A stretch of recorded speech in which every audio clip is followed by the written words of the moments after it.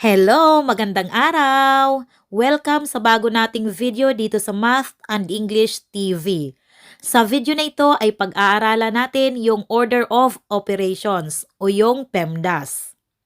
Okay, isolve natin yung problem na ito. 8 plus 5 times 4 divided by 10 minus 3. Sa pag-solve ng ganitong problem, kailangan natin gamitin ang PEMDAS.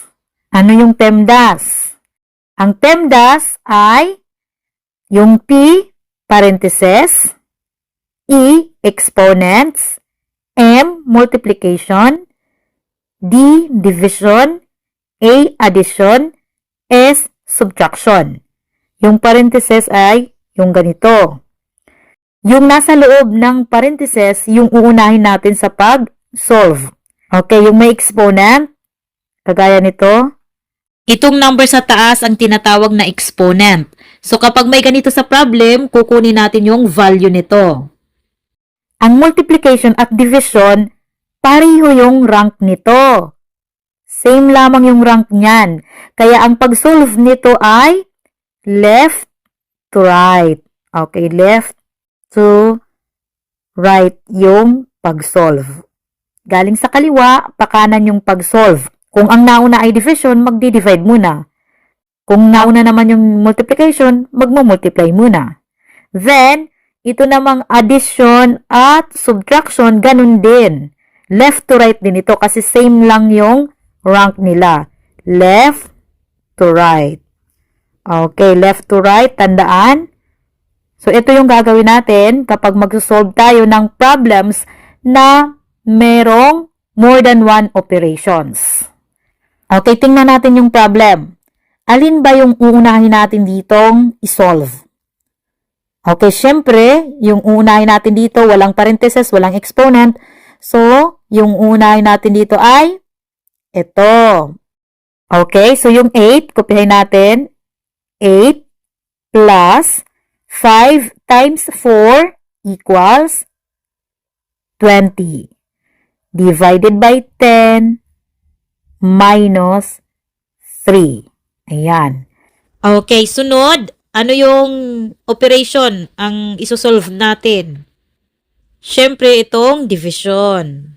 Yung 8, kopyahin natin. 8 plus 20 divided by 10 equals 2 minus 3.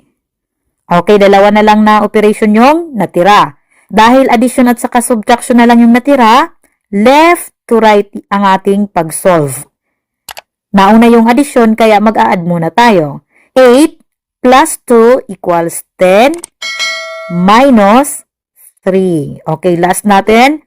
10 minus 3 equals 7. Yung answer ay 7. Okay, another problem. Ito naman yung isolve natin.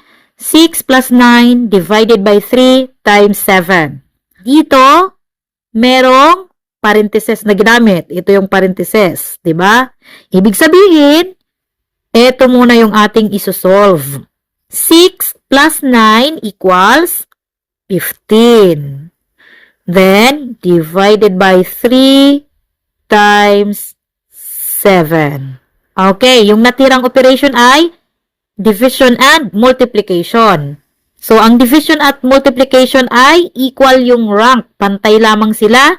Kaya dapat left to right yung pag-solve natin. Ibig sabihin, magdi-divide muna tayo. Kasi nauna yung division dito. Nasa kaliwa yung division left to right.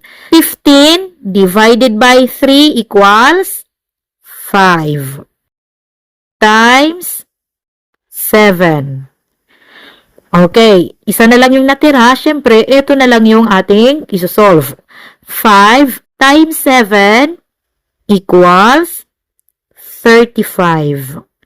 Yung answer ay 35. Next example, 30 minus 6 squared divided by 12 plus 17. Okay, alin yung uunahin nating i-compute dito? Yung uunahin nating isolve ay yung may exponent, 'di ba? Ito yung kukunin natin ang value. 6 squared or 6 to the second power. Sa pagkuha ng value ng number na may exponent, titingnan natin yung exponent kasi ito yung nagsasabi kung ilang ulit nating imumultiply yung base sa kanyang sarili.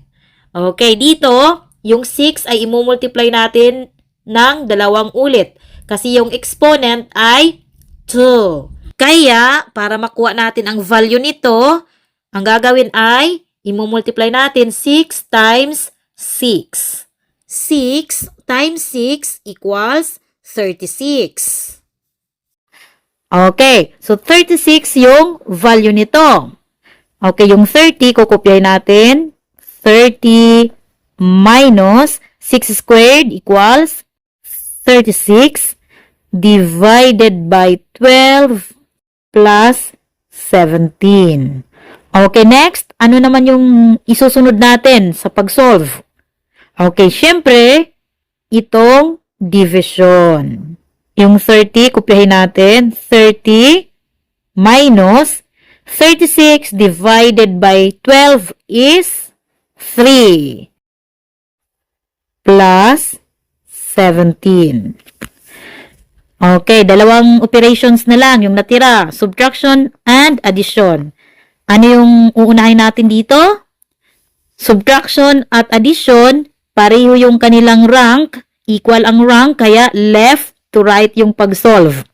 So, yung nasa kaliwa, minus, kaya ibig sabihin, ito yung uunahin natin. Magma-minus tayo. 30 minus 3 equals 27. Okay, plus 17. Okay, 27 plus 17 equals 44. Yung answer ay 44. Okay, last example, isolve natin yung problem na ito. Sa nakikita ninyo, di ba, merong iba't ibang grouping symbols. Ito yung parentheses. Ito, ang tawag dito ay brackets. At ito, ang tawag dito ay braces. Kapag ganito yung problem na merong iba't ibang grouping symbols, ang tatandaan lamang ninyo, isosolve ninyo yung problem, umpisa sa pinaka loob, innermost, then outward, palabas. Okay, dito, yung pinaka nasa loob ng grouping symbol ay itong nasa parentheses. So, parentheses yung isosolve natin muna. Uunahin natin yung nasa parentheses. Okay, yung 70 plus, ito yung bracket, 5 times, kunin natin yung answer sa 2 plus 2 equals 4.